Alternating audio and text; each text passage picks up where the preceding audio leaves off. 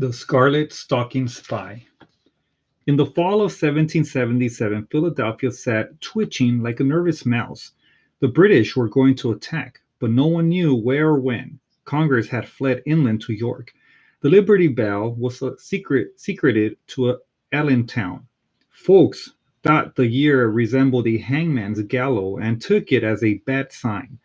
Now, all the church bells were being removed to keep the British from melting them down into firearms.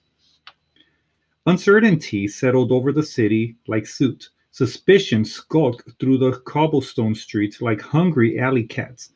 Rumors multiplied like horseflies. Spies were everywhere. Some spied for the British, loyal to the king. Others spied for the patriots, loyal to Washington's army. Now, camped west of the city, still other spies were loyal to lining their pockets. But one little spy moved through the streets unnoticed, even though she wore scarlet stockings. Her name was Maddie Rose, and she lived with her mother and brother in Leather Apron District, next to the harbor, where the city's tradesfolk lived and worked in narrow brick row houses. Maddie Rose, called her mother from the front room, not looking up from her spinning. Tarry not, Mistress Ross hath need of these lines this morning. Dusty eastern lights filtered through the panes of thick glass in their tiny row house on Apple Street Alley, where the click, clack, click of the flax wheel never stopped from early dawn till candlelight. Yes, mother, answered Maddie Rose, hurrying to poke up the fire.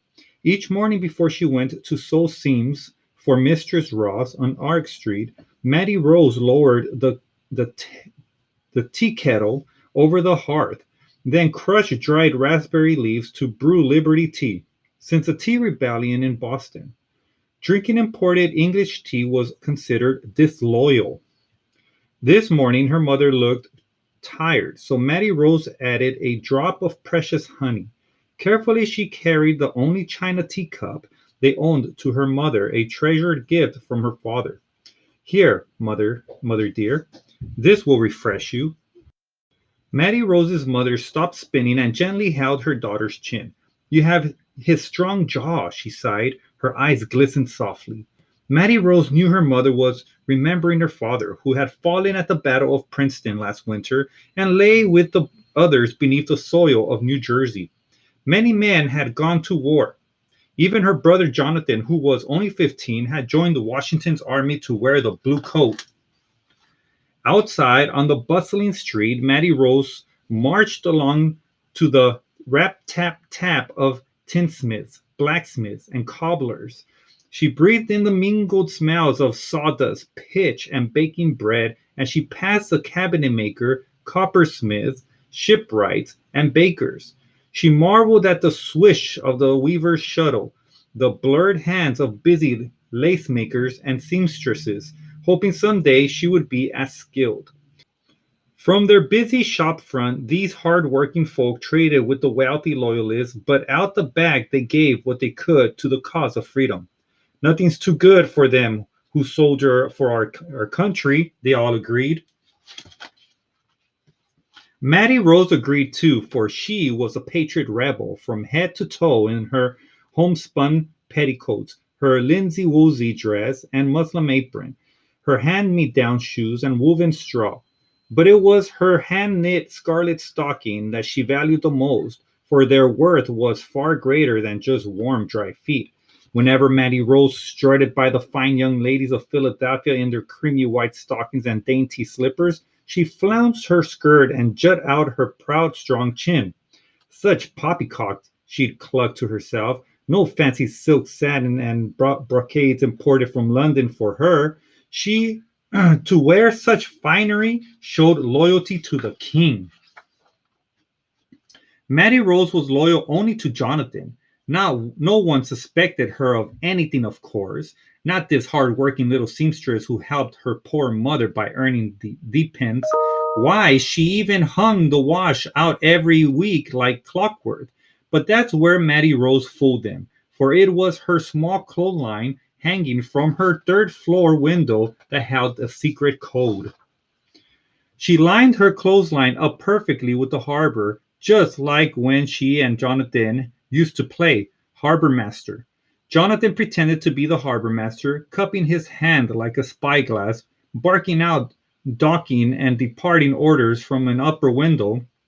Maddie Rose scrambled below, playing the harbor master assistant, arranging cobblestones, apples, and scraps of wood as though they were real ships.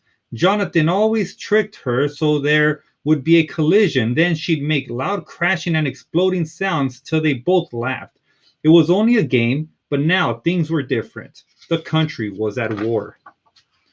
So once a week at dusk, using their secret code, Maddie Rose hung out her stockings and petticoats in the same order as the real ships along the wharf. A petticoat was code for a lightweight friendly vessel from the colonies. A scarlet stocking hanging toe up meant a merchant vessel from the island of foreign port. When the toe hung down, it meant the vessel was suspicious and needed watching. But when the ship was riding low in water, it meant only one thing: heavy firearms from the British. That's when Maddie Rose would weigh the stocking down with a cobblestone. Jonathan would sneak into the city after dark wearing a disguise because if a spy were caught, he could be hanged. He'd read her clothesline, then steal away through the darkened city to the countryside, relaying the information back to Washington's headquarters so the Patriots were aware of who might be gunners and smugglers for the British. One time, Jonathan disguised himself as a crippled beggar with a cane, limping badly. Maddie Rose became worried, but then he flipped into a perfectly handstand, balancing on the cane like an acrobat. Oh, how she laughed and clapped. Once she saluted her like a puffed up rooster, then did an about face, tripped on purpose, and fell flat on his flapjack, sending her into gales of laughter. The last time he dressed as a woman, then hiked up his skirt and danced the wild jig in his long johns.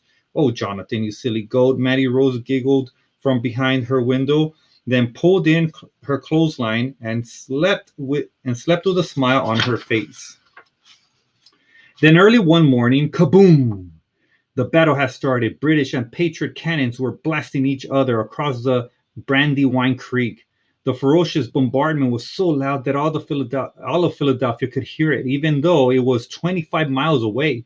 The date was September 11th, 1777. On that same foggy dawn, Jonathan hid in the midst of the Pennsylvania line, lying low in the barley corn fields and ready banks along Brandywine Creek, clutching his musket as cannonballs screeched overhead, waiting for the command to attack the British redcoats on foot. Cannons, Maddie Rose cried out as she tore downstairs. Mother, do you not hear it? Aye, child, she answered calmly, trying to spin as usual. Be brave now. Let's get to thy work. Maddie Rose tried not to think what those thundering cannons meant. She began pounding raspberry leaves as hard as she could, but the harder she pounded, the louder the cannons roared. Kaboom! Boom! She yanked the tea kettle from the crane and spun around with teacup in her hands. Just then, kaboom! Boom! Kaboom! Maddie Rose jumped, and the precious teacup flew from her hand and smashed into 100 bits and pieces. The blazing cannons kept up their deadly attack back and forth across Brandywine Creek till midday. Then came the command to charge, and the air became thick with the crack of muskets, the hiss of lead balls, and the acrid stench of gunpowder smoke. But Maddie Rose could not hear this part of the battle from where she sat in Ross's upholstery shop, ripping out seam after seam, unable to concentrate on the required 16 stitches per inch. Maddie Rose, those seams can wait, said Mistress Ross kindly. She was a mild-mannered Quaker woman whose husband had fallen too. The Tidewaters just docked from the Carolinas. Run down to the harbor and fetch my order of cotton batting and bindings. Yes, ma'am, answered Maddie Rose eagerly. She needed to survey the harbor, for Jonathan would come soon after dark. Maddie Rose's sharp eyes swept over the many ships crowded along the wharf. She memorized their positions and which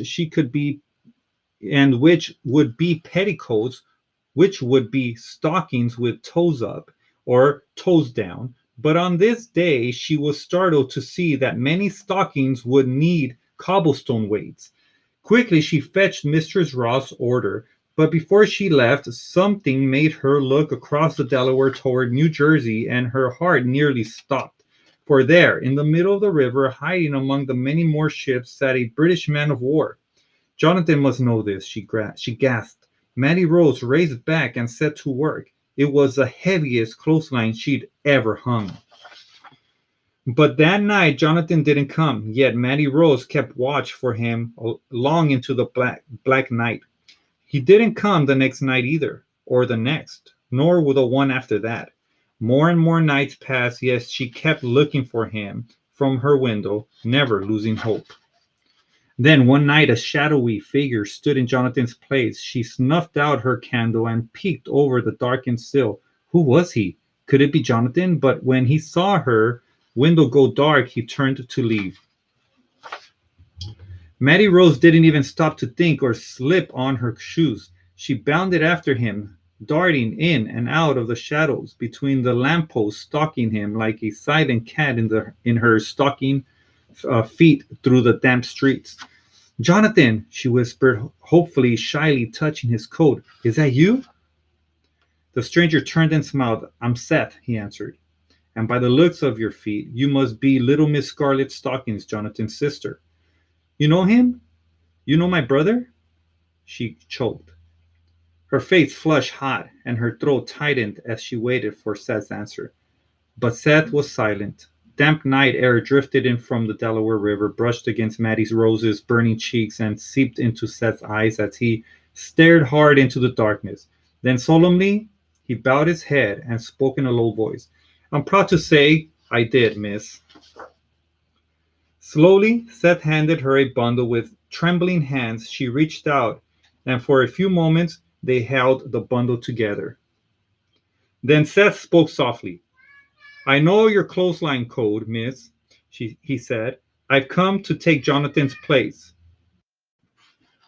Maddie Rose nodded slowly as tears spilled from her eyes. She tried to hold up her chin as her father would have, but it dropped as her bottom lip began to quiver. Will not fail, miss, Seth vowed. I promise you that. Then he was gone.